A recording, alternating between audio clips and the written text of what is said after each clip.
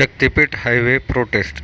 शक्तिपीठ महामार्गाच्या मोजणीला उमरखेडात शेतकऱ्यांचा तीव्र विरोध. शक्तिपीठ हायवे पोलिसांनी हस्तक्षेप करत काही शेतकऱ्यांना ताब्यात घेऊन उपविभागीय कार्यालयात नेले. वर्धा ते सिंधुदुर्ग या मार्गावर प्रस्तावित असलेल्या शक्तिपीठ महामार्गाच्या मोजणीस उमरखेड तालुक्यातील शेतकऱ्यांनी तीव्र विरोध दर्शवला.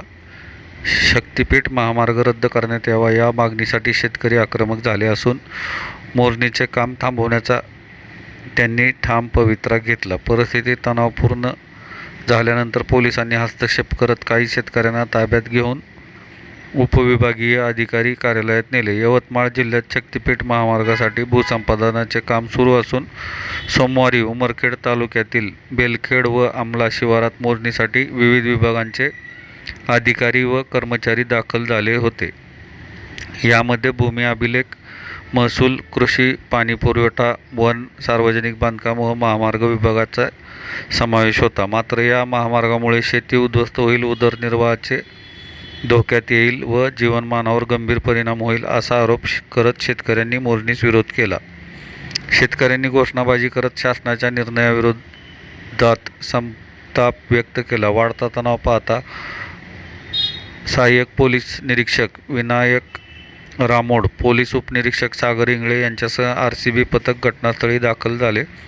पोलिसांनी शांतता राखून मोजणीस सहकार्य करण्याचे आवाहन केले. मात्र शेतकरी आपल्या भूमिकेवर ठाम राहिल्याने काहींना ताब्यात घेऊन उपविभागीय अधिकारी कार्यालयात नेण्यात आले. उपविभागीय अधिकारी सखाराम मुळे यांच्यासमोर झालेल्या चर्चेदरम्यान शेतकऱ्यांनी स्पष्ट केले की महामार्गामुळे मोठ्या प्रमाणावर जमीन संपादित होऊन अनेक कुटुंबे भूमिहीन होतील. तसेच रेडी रेकनरनुसार दिला जाणारा मोबदला अपुरा असल्याने नुकसान भरपाई न्याय नसल्याचेही त्यांनी नमूद केले. कोणत्याही परिस्थितीत शक्तिपीठ महामार्ग होऊ देणार नाही अशी ठाम भूमिका शेतकऱ्यांनी मांडली. यावर उपविभागीय अधिकाऱ्यांनी मोजणी ही शासनाची कायदेशीर प्रक्रिया असल्याचे स्पष्ट करत रेडी रेकनरच्या 5 पट मोबदला देण्याचा शासनाचा निर्णय असल्याचे सांगितले. तसेच विहिरी, झाडे, घरे, कुंपण आदींचे सर्वेक्षण करून त्यांची स्वतंत्र नुकसान भरपाई दिली जाईल असेही त्यांनी स्पष्ट केले. महामार्गाबाबत आक्षेप असल्यास न्यायालयीन मार्गाचा अवलंब करण्याचा सल्ला शेतकऱ्यांना देण्यात आला. चर्चेदरम्यान शेतकरी तात्पुरते माघारी परतले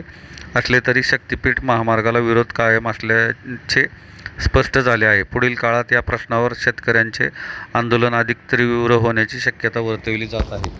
चॅनलला नवीन असाल तर सबस्क्राईब करा, बेल आयकॉन प्रेस करून लाईक, शेअर आणि कमेंट करा. धन्यवाद.